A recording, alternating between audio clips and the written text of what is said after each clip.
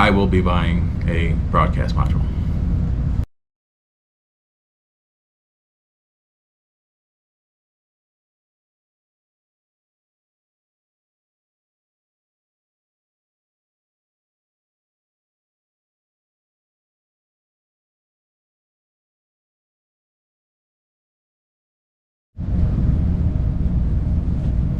Hi everybody.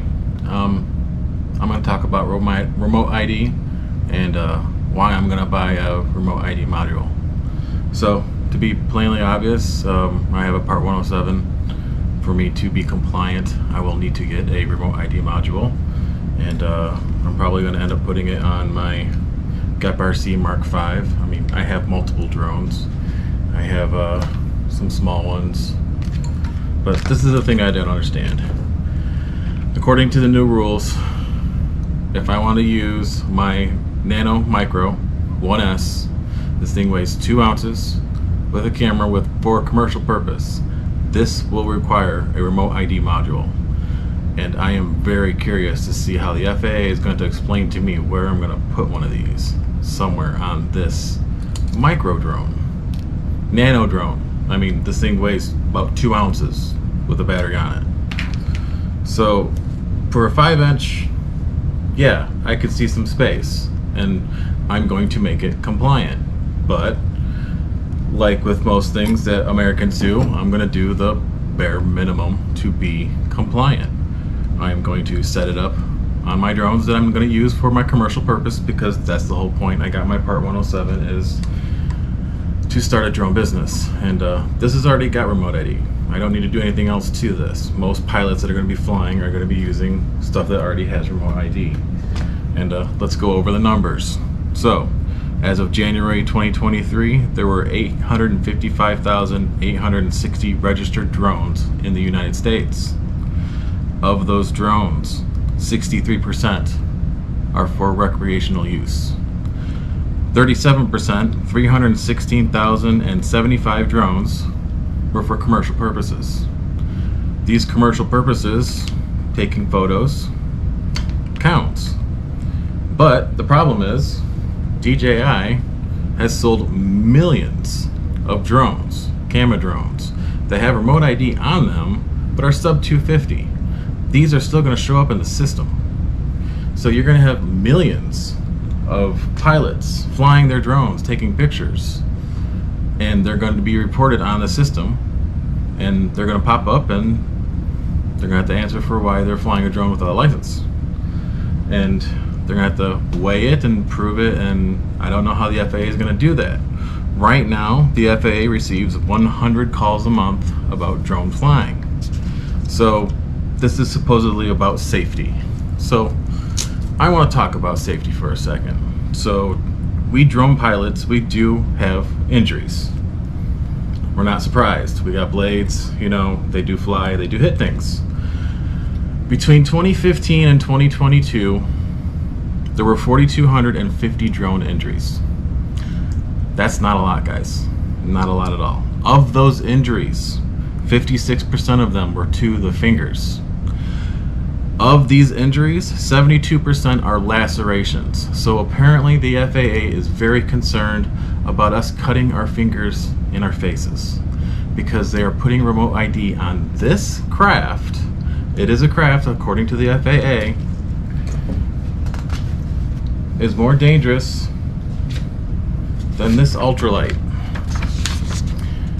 This ultralight plane does not require a license, does not require to be registered, does not require ABS anti-detection, does not require to be broadcasting any information at all. They only ask that they carry a radio so they can keep contact with the ground. There's over 20,000 ultralight pilots out there in the United States, and this is a growing flight industry. No license, no craft registration. They have 60 deaths a year from ultralight crashes and incidents. 0 deaths per year. So let's go into the unregulated register space and other unregulated things. Paragliders. These paragliders do not require a license, do not require anything. They have 2 deaths per year. That works out to be 1 in 750 paragliders. Not a lot, but still, 2 deaths a year. 0. We're gonna keep going. Hang gliders, no license, no registration to the craft. 3.5 deaths per year. Now that's not a lot, but once again, these are hundreds of pounds carrying people, and they're killing people every year. 0 deaths, nobody's riding.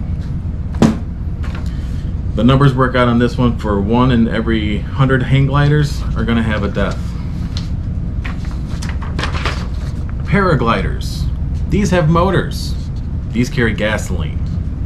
On average, they have 1 death per year. There's no license required for this. There's no registration required for this. The FAA is telling us that these are more dangerous than these in the same airspace. How is the FAA gonna suggest that this is for safety? We get to the final thing that I found and did my numbers on. So, hot air balloons. A license is required to operate a hot air balloon. The craft does have to register and pass safety inspections. Because of this, worldwide between 2008 and 2022, only 30 deaths in hot air balloons were reported. A highly regulated craft that carries people safely because of registration and of oversight. 0 deaths. Mostly cutting fingers, a few abrasions. We're not talking life-altering deaths and injuries. 8% of Americans right now in the United States own drones. How many calls are going to come in from people that are just flying their drones for fun? So, but let's go back to drones. These drones that they're talking about, Google, Amazon, Walmart, are going to be autonomous. Zipline right now runs autonomous, but as what affects this is going to affect those drones too. And this is not the problem. They're not going to be running into these drones. This flies 10 to 20 feet off the ground. It can go higher, it can go lower, but this thing weighs 2 ounces. I don't think it's going to knock a delivery drone out of the sky. But you know what will? Power lines. Anti-detection on these autonomous drones, we're not sure. They don't exist yet, but we're already being regulated. But the thing that's going to knock these drones out of the sky the most aren't going to be paragliders, hot air balloonists, drones, recreational. This Flurkin would be a sub 250, but as soon as I put an action camera on it, it goes over 250. Once again, it will require remote ID, no craft. It's foam. It weighs barely over 250 grams. This, according to the FAA, is more dangerous than this hundreds of pounds of man-made steel MacGyvered together with duct tape that carries people. So we live in a mad world, people. But once again, I will buy my module. I will set it up. I will hook it up. But for the most part, I'm probably not going to use it because most of my drone business is going to be working off of these drones that already have it in it. So most of the commercial drivers that are going to be pilots for the drones that we're talking about, it's going to be harder finding us doing these things legally with remote ID than it is going to be find people breaking the law, because there's only so many of us who have actually registered with remote ID. So the problem is going to be the FAA. And I want to give you guys just a little thing. So let's talk about the drone tags. This is a drone tag. It's from Vertigo Drones. It goes for $199, but what I'm hearing that they're telling law enforcement for is looking for these LEDs on this module.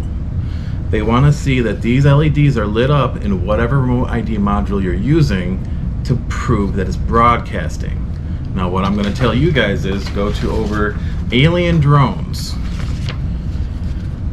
It's 107rid.com. Alien Drones has what we're going to call an anti-Karen update that broadcasts to the FAA frequency, but not to the drone app's frequency. So you can fly your drone with remote ID broadcast module working perfectly and functioning and being compliant without it showing up on a Karen ID. So I'm going to suggest that you look into this. They have the module itself, they have the module with the GPS and the antenna, and they have just the module so you can plug it into your drone however you see fit. But for me, we're talking the bare minimum. I am going to do the absolute bare minimum that's required for me from the FAA to be compliant. And that's all they're asking us to do. I know it seems like surrender. I know it seems like I'm betraying the FPV community, but guess what? As a pilot 107, I have to comply. And everybody else is going to have to comply, because you're going to start receiving letters in the mail from the FAA because they have that your registered drone does not have a ID tag, remote ID tag, and now you got to explain the things you're posting on YouTube and social media. Are they compliant? And if the answer is no, then you're going to get another letter. So I am going to be compliant. The unit I'm planning on using is called a DB121. It's got no case. It comes with the GPS unit and an antenna. You power it to the drone. So I'm going to make a little plug it into the drone, make it light up. The GPS locks suck on these things. The apps for the Karens really aren't that great. They suck too. But once again, I am required to put a remote ID module on this sub 250 drone, because if I want to put the GoPro on here and use it as commercial, I have to comply. So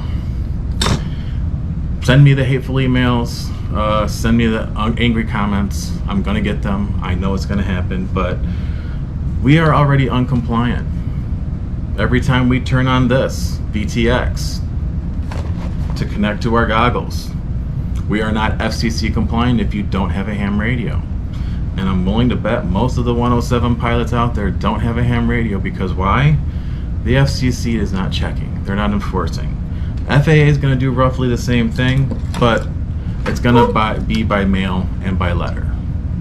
But if you get stopped, I am not a lawyer. I am not going to pretend to be one. You have to comply with the cops if they ask you questions about your drone. Of course, if it's powered by the drone, it's not going to light up until the drone's plugged in. Pack up your stuff and leave. But if you're compliant, you can show them you're compliant, and they will leave you alone. So I am going to have to save up money. I did start my own drone business earlier this year, so for me to be compliant with the FAA, I am going to buy a broadcast module. And I'm going to hate it. But once I get one and I register it to one of my drones, I have 2 drones that have RID, I'm compliant. And that's what I'm going to do. So I have lots of other drones, foamies, 5 inches. They're registered, but I'll fly them when I want to fly them. But I don't know if there's going to be a module of that or not. And I don't see a whole lot of cops in my area looking for drone offenders. And so rip and dip if you want, guys, but the FAA is going to be sending out letters, and I know it's going to be soon. AMA, you guys have no FRIAs. You all need to be compliant. You all need to get modules for all your foamies, all of them. AMA is not going to let you go to any field or any event, any racing event. I'm willing to bet Flight Test and Flight Fest next year, if it's not a FRIA, they're going to ask for remote ID modules to fly on the property. So get used to it. And racing drones, you show up to an event, you've got to be RID compliant. They're going to start turning people away. So RID's here. It's coming. You're going to have to get a module. But as the Americans do, the absolute least we possibly can. I'm going to send this video to my congressman because I want to answer of why this 2-ounce drone is more dangerous in the air at 10 to 20 feet than this hundreds of pound ultralight, not considered a craft, because if it was considered a craft, it would have to be registered. So please, if the FAA can answer my question of why this 2-ounce drone is more dangerous than this hundreds of pounds aircraft with no anti-detection, no remote ID, no broadcast, only a radio if they feel like it.